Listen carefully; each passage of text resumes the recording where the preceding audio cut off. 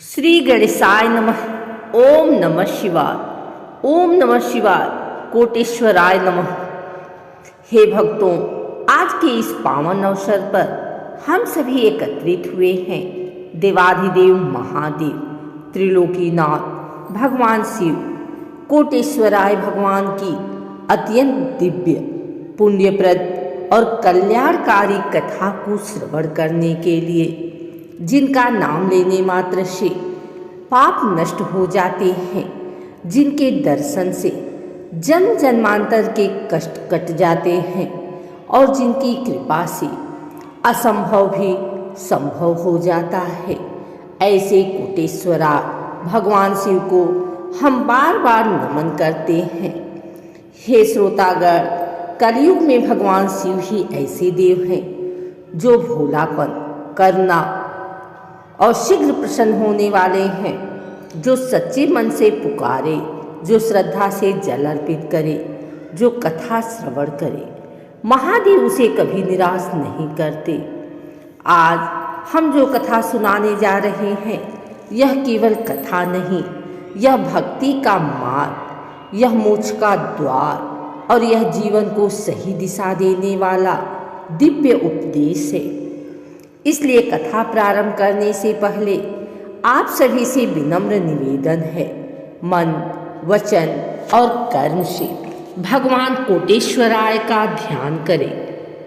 बातचीत और मन की चंचलता को छोड़कर पूरी श्रद्धा से कथा श्रवण करें।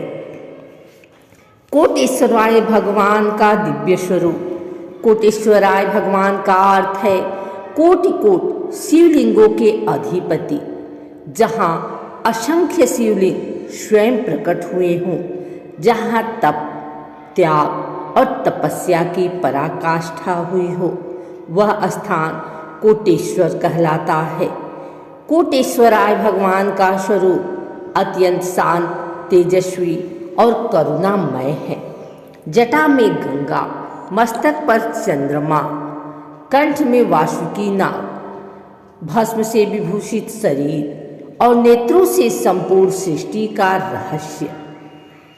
पौराणिक कथा बहुत प्राचीन समय की बात है। एक स्थान पर महान तपोभूमि थी, जहां अनेक ऋषि मुनि सदियों से तपस्या कर रहे थे। उस स्थान पर हर दिन हजारों शिव भक्त भगवान शिव की आराधना करते थे, परंतु उन्हें प्रत्यक्ष दर्शन नहीं होते थे।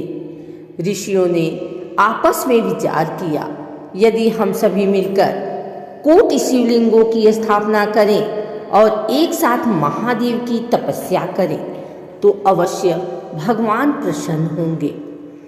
ऋषियों ने संकल्प लिया और एक एक करके कोटि 1 करोड़ शिवलिंगों की स्थापना प्रारंभ की। दिन रात बिना रुके जल, बेलपत्र, धतूरा, भस्म और मंत्रों से भगवान शिव की पूजा होने लगी। पूरी धरती ओम नमः शिवाय के जाप से गूंज उठी। जब तपस्या पूर्ण हुई तो आकाश से दिव्य प्रकाश प्रकट हुआ। ढोल, नगाड़े, शंखनाद गूंज उठे।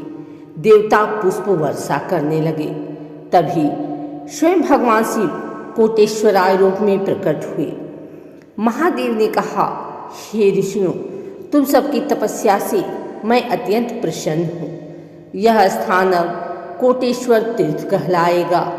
जो भी श्रद्धा से यहाँ मेरी पूजा करेगा, उसके समस्त पाप नष्ट होंगे।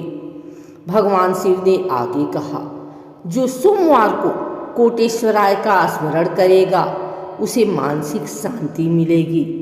जो महाशिवरात्रि पर कथा श्रवण करेगा, उसे जन्म मरण से मुक्ति मिलेगी।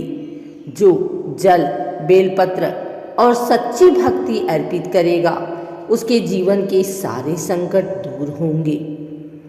हे भक्तों, इस कथा का श्रवण करने मात्र से रोग दूर होते हैं, धन धान्य में वृद्धि होती है, विवाह में आ रही बाधाएं समाप्त होती हैं, संतान सुख प्राप्त होता है, अकाल मृत्यु का भय नष्ट होता है।